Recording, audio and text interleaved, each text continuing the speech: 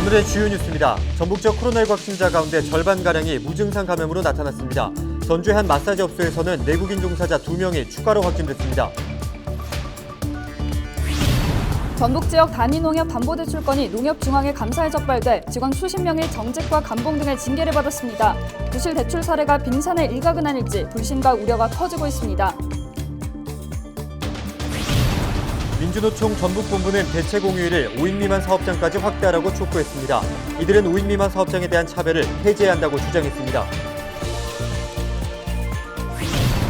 경찰이 상수갈로 균열 복구 작업을 하다 노동자 한 명이 사망한 사고에 대해 인재라고 밝혔습니다. 사고 당시 노동자들에게 제대로 안전 예방 교육을 하지 않은 정황도 확인됐습니다.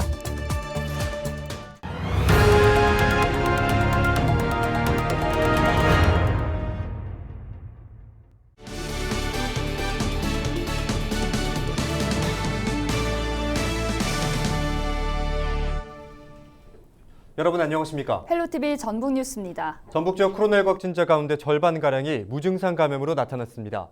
전북도는 지난 12일부터 13일 오후 6시까지 코로나19 확진자 37명이 추가로 발생했다고 밝혔습니다. 지역별로는 전주 15명, 익산 5명, 군산 4명, 무주 3명, 고창, 남원, 부안 각각 2명, 정읍과 장수 각 1명입니다. 이 가운데 무증상 확진자는 15명으로 절반에 육박했습니다. 전주의 한 마사지 업소와 관련된 확진자는 내국인 종사자 2명이 추가돼 전날 태국인 2명을 포함해 모두 4명으로 늘었습니다. 전북방송은 지난 2월 도내 단위농협의 부실 채권으로 인해 조합원들이 피해를 볼 수 있다는 소식을 단독으로 연속 보도해드렸는데요. 이 가운데 한 담보대출건이 농협중앙회 감사에 적발돼 직원 수십 명이 정직과 감봉 등의 징계를 받은 것으로 확인됐습니다. 그렇지만 이게 빙산의 일각은 아닐지 불신과 우려가 커지고 있습니다. 정명기 기자입니다. 조합원들이 부실 채권 등에 대한 문제를 제기하면서 공동대출 규모가 390억 원대에 이르는 것으로 정명기 기자의 단독 보도입니다.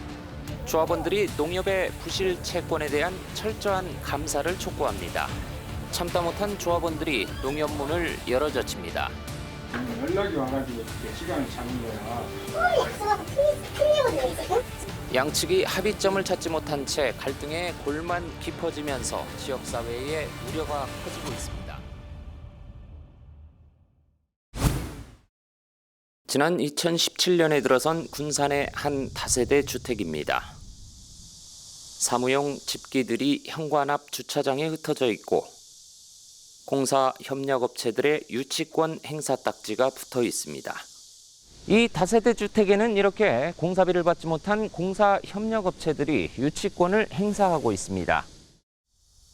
이 건물을 담보로 100억대 자금을 대출해준 건 한두 곳이 아니었습니다. 도내 8개 단위농협에서 빌려줬는데 김제 지역 농협만 7군데입니다. 취재진은 지난 2월 연체된 채권에 따른 조합원들의 손실 우려 문제를 해당 조합 측에 따져 물었습니다. 태양으로 갈 수 있으면 태양으로 갈아타게 할 수도 있고 또 이렇게 또 혹시라도 살 사람이 있는지도 좀 알아보고 이렇게 해서 좀 시간이 좀 필요로 하는 부분이라. 농협 중앙에는 건물 담보 인정 비율을 부당하게 10% 올려주거나 부적절한 감정평가 과정을 지적했습니다. 또 채무자의 자금 용도나 상환 능력 등도 제대로 확인하지 않았다며 100억대 조합 손실을 예상했습니다. 농협 조합감사위원회는 30명이 넘는 직원에 대한 감봉과 견책 등의 징계를 요구했습니다. 모든 피해이냐 뭐 그렇게 오해하는 부분이 있어. 물론 손해는 있겠죠. 그렇지만 전북방송이 앞서 입수했던 김제의 한 단위농협 연체 채권 현황만 보더라도 일부 조합들의 공동대출 규모는 390여억 원에 달했습니다. 이번에 적발된 군산의 다세대 주택을 포함해 전주와 무주, 인천의 상가까지 적게는 5개, 많게는 10개 농협이 취급한 것으로 나타났습니다. 종합지구가 한참 뜰 때 이제 있기 때문에 어렵죠. 부실 대출로 인한 손실은 고객과 조합원들의 피해로 이어지는 만큼 완전한 진상 규명과 후속 조치가 뒤따라야 합니다. 원하지 않는 부분도 의외로 많아요. 근데 이런 거에 대해서는 전혀 지금 관내 농협이라든지 우리 농협들은 아무런 어떤 해명을 해주지 않고 자기네들은 지금 잘못이 하나도 없대요. 헬로티비 뉴스 정명기입니다. 부안군 사당도 인근 해상에서 홀로 조업하던 선장이 실종됐습니다. 부안해양경찰서는 13일 오전 9시 10분쯤 사당도 인근 해상에서 시동이 켜진 배에 사람이 보이지 않는다고 다른 선박의 선장이 해경에 신고했다고 밝혔습니다. 해경은 배 안에 휴대전화만 있고 시동이 켜져 있는 것으로 보아 선장이 실족했을 가능성을 열어두고 경비 함정 등을 동원해 수색 작업을 벌이고 있습니다. 경찰이 상수관로 균열 복구 작업을 하다 노동자 1명이 사망한 사고에 대해 안전 주의 의무를 소홀히 한 인재라고 밝혔습니다. 전북경찰청 강력범죄수사대는 13일 전주시 상수관로 복구 작업 하도급 업체 대표 57살 A씨를 업무상 과실치사 혐의로 경찰에 송치했습니다. A씨는 규정을 제대로 지키지 않고 상수관로 균열 복구 작업을 지시해 노동자 53살 B씨를 사망에 이르게 한 혐의를 받고 있습니다. 경찰은 A씨가 노동자들에게 제대로 안전 예방 교육을 하지 않은 정황도 확인했습니다. 민주노총 전북본부는 대체공휴일을 5인 미만 사업장까지 확대하라고 촉구했습니다. 민노총 전북본부는 지난 6월 말 국회 본회의에서 공휴일에 관한 법률이 통과되면서 올해 최대 4일의 휴일이 추가됐지만 5인 미만 사업장은 적용 대상에서 제외됐다고 밝혔습니다. 이들은 5인 미만 사업장에 대한 차별을 폐지해야 한다고 주장했습니다.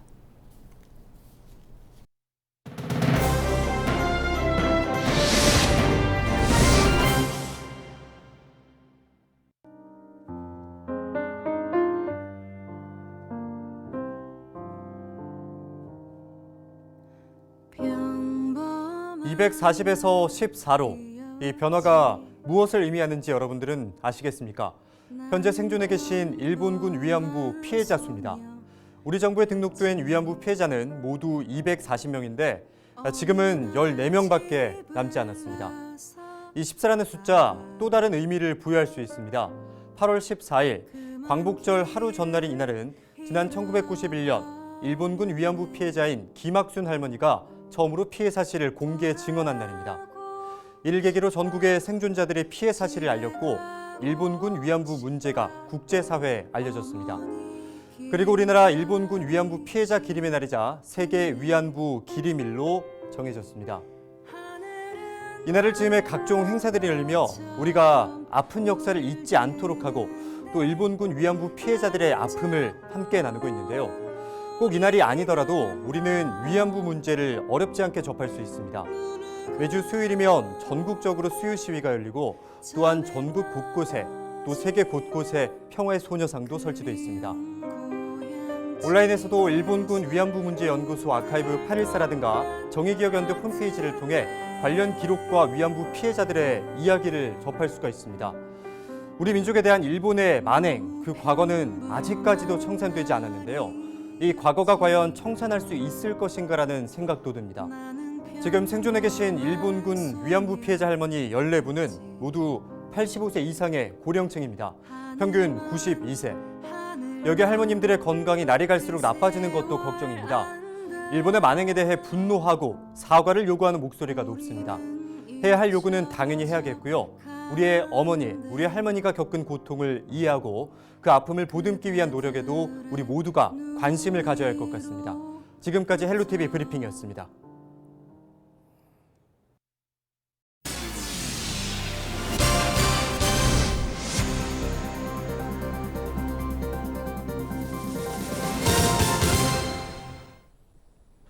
지난해 전북 지역 귀농 귀여 인구가 그전해보다 늘긴 했는데 도내 이동이 거의 절반을 차지하는 것으로 나타났습니다. 귀농 귀여 인구 수가 전국에서 5손가락 안에 든 도내 시군도 있었는데요. 정명기 기자가 알아봤습니다.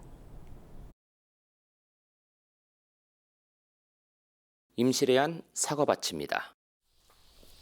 열매를 솎아내는 구자훈 씨는 9년 전 서울에서 농촌으로 내려왔습니다. 초보 귀농인이었던 구 씨는 어느덧 19,000여 제곱미터의 사과밭을 일구는 어엿한 농사꾼이 되었습니다. 기온이 여기가 산간지방처럼 굉장히 춥거든요. 강원도랑 비슷해갖고 여기는 사실 사과가 굉장히 유명하고 그래서 욕부부 사계면은 사과 주산지를 만드는 게 최종적인 제 꿈입니다. 복숭아와 고추 산지로도 유명한 임실로 귀농한 사람은 지난해만 161명에 이릅니다. 최근 호남지방통계청 자료에 따르면 전국에서 5번째로 많습니다. 임실구는 농촌 지역 주민이 의료와 복지와 같은 기초생활 서비스를 누릴 수 있도록 380억 원을 투자해 여러 사업을 진행할 계획입니다. 다양한 귀농 정책과 농촌 생활에 필요한 모든 서비스를 누릴 수 있는 농촌 협약 사업을 성공적으로 추진하여 찾아오는 농촌, 살기 좋은 임시를 만들겠습니다. 어촌으로 이주한 귀여인 수는 전북에서 부안만 전국 5손가락 안에 들었습니다. 지난해만 59명으로 90% 정도가 해수면 어로어업에 종사하는 것으로 나타났습니다. 부안에 오고 싶은데 네. 이 집이 없다. 그래서 집을 구하기 위해서 대출을 받는 청년들한테는 이자, 네. 또 월세는 10만 원씩 전북 최초로 지금 시행하고 있고요. 지난해 전북 지역 귀농 인구는 1,500여 가구로 전해보다 14.3% 늘었고 귀여한 인구도 18% 정도가 늘었습니다. 귀농과 귀여 10가구 가운데 7가구는 1인 가구였고 50대 비율은 30%대로 가장 높았습니다. 특히 귀농 귀여하기 전에 살던 지역을 살펴본 결과 도내 이동이 45% 넘게 차지했습니다.